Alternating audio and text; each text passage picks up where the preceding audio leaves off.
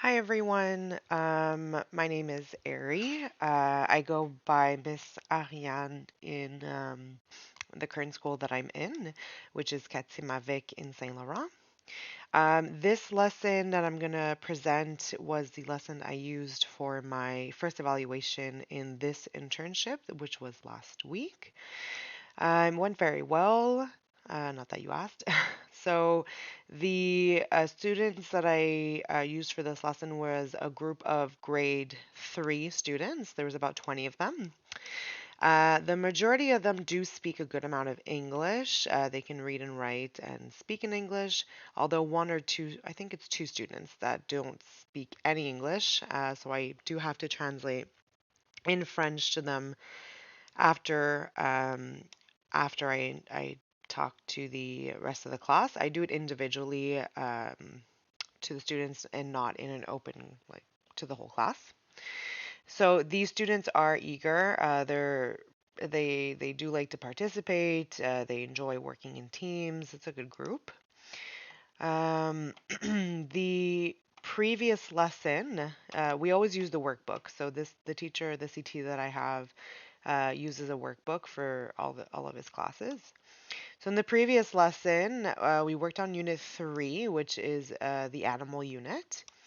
They worked on animal homes. They completed a crossword puzzle. Basically, they had a description of an animal home and they had to write which animal lived in that home. So if the description was, which animal lives in a nest, the answer would be bird. Okay. Then they also listened to a bug song, so songs about bugs, where some of the lyrics were missing. They had to listen to the song and, write down the missing words. And it usually was, names of insects. So I think some of the answers were bumblebee and ladybug, caterpillars, things like that. We had a bit of a grammar lesson about using words like in front of, behind. They had to work on one of the pages had a picture, or I should say a drawing of a backyard with a bunch of animals, and they had to describe where the animals were in the picture. Was the snake behind the tree, or was the squirrel on top of a branch? So they had to use that vocabulary. So the previous lesson introduces all the knowledge that they will need for today's lesson, which is animal riddles. So they had to use all the required knowledge in order to write a riddle about animals and have their classmates guess the animal. And the riddle is used as a proof of understanding. Okay. The next lesson will basically be a review because we're finishing the unit. There's review pages at the end of each unit that asks questions about every section of the unit. So, like I mentioned, we talked about animal homes. Before that, it was body parts, so like arms and legs, antennas, things like that. We also talked about sizes. So big, small, short, long. Well, tails were long and legs were short, things like that. So there will be review pages on that. Some of the possible difficulties were if the students were a bit too excited, I could try to calm them down. If there was an uneven amount of students, they could work in groups of three. And if they forgot their workbook, they could use their teammates, or I also project the workbook, the online version, on the smartboard so they could follow along with that. The length of the lesson is about 60 minutes, minus, let's say, 10 minutes for preparing them in the beginning of the class and having them get dressed for recess at the end of the class. So let's say it's about 50 minutes total. The lesson, the topic for the lesson was animal riddles. So the broad area of learning was environmental awareness and consumer rights and responsibilities. The cross-curricular competency was to communicate properly. The learning outcome, so by the end of the lesson, students will be able to describe animals and their homes using descriptive words and propositions, as well as creating riddles.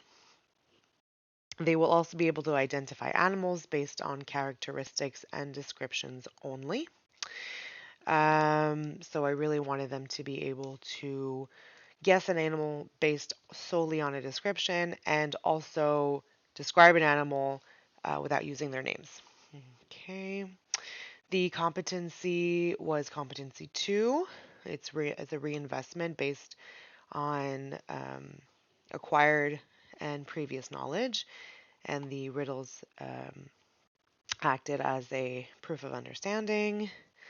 The targeted related content was a language repertoire, and strategies. The evaluation criteria was, are they able to, it's selection of information, so are they able to use what they've learned in the book um, and apply it to their riddles?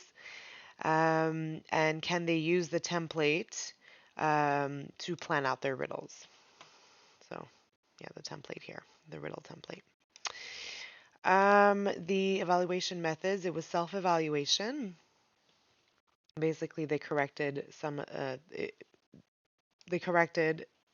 um, their own workbook, and they had peer feedback. So at the end, when they presented their riddle, were their classmates able to guess their animal?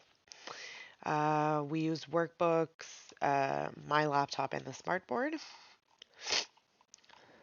Oops, sorry, keeps going down. So the further preparing to learn. Before class, I always show up about 5 minutes before just to plug in the laptop to the smartboard. This helps avoid precious class time because I only see them once a week, and it's only 60 minutes, like I said, so I really don't have any time to waste. For the class routine, I always start the class with a good morning, everyone. This just kind of brings everyone together and tells them it's time for English class. I like when they use my name just so they can try to remember my name. So I always ask them to say good morning, Miss Ariane. And I tell them to take out their English book. So this is to maintain a classroom routine. Um, when they maintain a classroom routine, it just helps them get into uh, it just helps them get into the mindset of English class. Um, for the hook, um, I started out by just reading some riddles. I used the website Logic Like, which had just very simple riddles about animals. I used about three of them. They were easy ones. I think they were elephants and a squirrel, I believe. And when they were able to guess the animal, I asked them what a riddle is. So some of them said it was a description. Some of them said it was a answer. It was an answer to a question. So this is just to have them get hooked for the lesson. So they thought the activity was fun. They liked the riddles. So this just kind of helps them get interested for the rest of the lesson. So if they're more interested, they will work better. The pre-lesson activity, I had them solve some riddles of on their own in the workbook. There was 4 riddles, and they had to use a table at the end of the page. The table had it asked them what the animal was, what their home is, what body parts they have, and what color they were. So they had to work in pairs, and they had to use their workbook as a resource. So what I did first is uh, model for them how to use the table. So I used one of the examples from the Logic Like website. I did not want to take one of the examples from the book because then that's one less thing they could do. And I wrote on the smartboard how I would fill out the table if I was using the Logic Like um, riddle. By doing this, by modeling, the students are then able to use that and for their own riddles. So they're able to mimic and use what they saw me do and do it themselves. Okay. I gave them about, like I said, 5 to 10 minutes, and then we corrected and see if everyone got the same answer. If I continue on for the carrying out of learning, so I did a bit of an introduction on making how to make riddles, right? So I basically said, okay, now it's your turn to make the riddle. And I had the students read the instructions of the page because, like I mentioned, the workbook does have a template on how to make a riddle. So I had them read the title, and I had another student. So I had one student read step one, and then I would model step one. So the first thing it said was pick two animals from the workbook. So I wrote on the smartboard two animals that I had. I then had another student read step two, which then had a template on what is your animal, what home does it have, what body parts does it have, and what color and size is it. So I took the example of an elephant. I wrote down elephant. I wrote it lives in uh, the savannah. It is gray, it is big, it has a trunk, and it has four legs and a small tail. I think that's what we wrote. So this is just to introduce the target strategy. So I wanted them to use the template, so I showed them how to use the template. Once they see me model the template, they can use their prior knowledge and acquired knowledge um, for their own uh, riddles. So then I gave them about 10 minutes individually to plan their riddle. So I told them once you pick your animals, don't tell anyone in the class because that is the point. We need to guess it. They completed step one and step two. Meanwhile, I monitored, and I made sure all the students knew what I was asking and if they were choosing animals from the book and not just from their imaginations. And so I checked for understanding and participation. After they finished step one and two, I had them look on the second page, which is page 50, where they had to write down in full sentences their riddles. So I had them again. I did an explanation and some modeling. So I asked a third student to read step three, and then I modeled step three. So in the next page, it was a template, and it basically started out with my animal lives in a, and it had a blank space. They had to write in a hole in the ground, in an ant hill, in a doghouse, whatever for whatever animal they chose. It said it has, and then you wrote the animal body parts. It is, and then you had to write the color and the size. And then they were able to read directly from the template when they presented their animals. So again, it's to model so that they can then mimic using their own examples. If I go into integration of learning, they had to then start writing their riddles. Okay, so step three, like I mentioned, sorry, let me just double check. Yeah. So step three, they had to start writing down in complete sentences their riddles. I gave them about 8 minutes because most of the thinking is already done. It's really just rewriting it in complete sentences. Meanwhile, I monitored, made sure they were doing the work. Um, then I had them read their riddle. So I took only a few students because if I had them read all of their riddles out loud, that would have to been an entire class because I have about 20 students.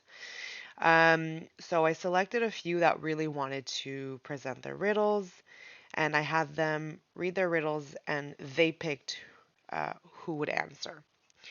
Some of them it was really easy. They The students selected to answer the riddle got it on the first try.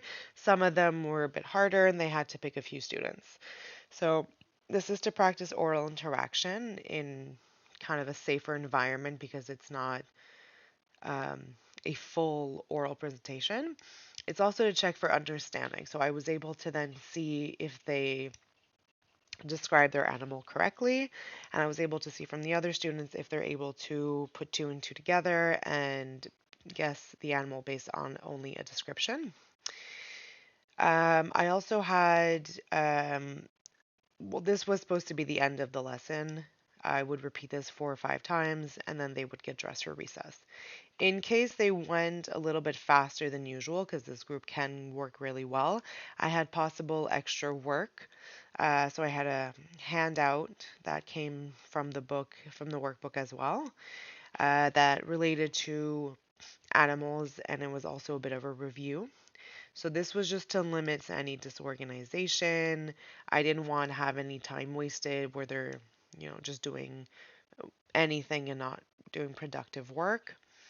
Um, if I did not need to use this, I didn't do it. Okay. And then we would go right past to the wrap up, which basically I tell them, okay, I want to put your books away, put your pencils down.